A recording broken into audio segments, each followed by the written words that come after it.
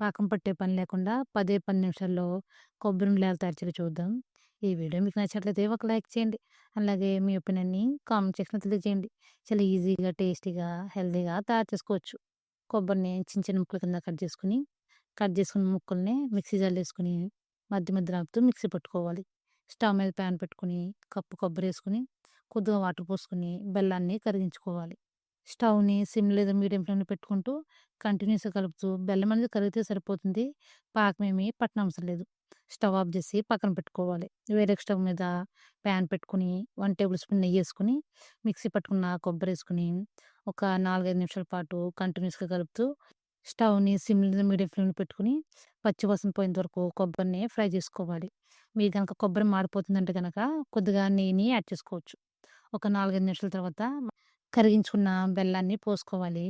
ఒకసారి మిక్స్ చేసుకోవాలి. తర్వాత ఒక 4, 5 నిమిషాల పాటు ఉడికించుకోవాలి. 3 కప్పుల కొబ్బరికి కప్పు బెల్లమైతే సరిపోతుంది. మీరు గనక స్వీట్ ఎక్కువ తినట్లేదు గనక కొద్దిగా బెల్లాన్ని యాడ్ చేసుకోవచ్చు. ఏ కప్‌తో అయితే కొబ్బరి తీసుకున్నామో అదే కప్‌తో బెల్లాన్ని కూడా తీసుకోవాలి. చాలా ఈజీగా, టేస్టీగా, హెల్తీగా బెల్లంతో కొబ్బరి ఉండని తయారు చేసుకోవచ్చు. మీకు నచ్చితే గనక ఒకసారి ట్రై చేయండి. అలాగే వీడియో పైన ఒపీనియన్‌ని కామెంట్ సెక్షన్‌లో తెలియజేయండి. ఒక 4, 5 నిమిషాల తర్వాత చేతికి నూనె గాని, అలాగే నీళ్ళు గాని అప్లై చేసుకొని మనం ఉడికించుకున్న కొబ్బరిని కొద్దిగా తీసుకొని చూస్తే గనక ఉండనేది రావాలి. ఇలా ఉండగడితే గనక స్టవ్ ఆఫ్ చేసి చల్లగేంత వరకు పక్కన పెట్టుకున్న తర్వాత అప్పుడు మనకు కావాల్సిన సైజులో ఉండలు చుట్టుకోవాలి.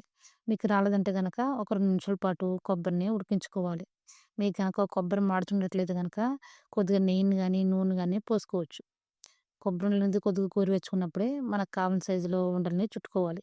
అంతేనండి, ఎంతో టేస్టీగా, ఈజీగా, హెల్తీగా పాకం పట్టకుండానే బెల్లంతో కొబ్బరుండలు తయారు చేసుకోవచ్చు. ఈ వీడియో మీకు నచ్చినట్లయితే ఒక లైక్ చేయండి. అలాగే మీ ఒపీనియన్‌ని కామెంట్ సెక్షన్‌లో తెలియజేయండి. ఇలా చేసి పెట్టుకుంటే గనక కనీసం 10 రోజుల వరకు నిలువ ఉంటాయి. చాలా ఈజీగా, హెల్తీగా తయారు చేసుకోవచ్చు. ఇలా చేసి పెట్టండి. పిల్లలందరూ ఇష్టపడి మరి తింటారు. పాకం పట్టకుండానే ఈజీగా కొబ్బరుండల్ని తయారు చేసుకోవచ్చు.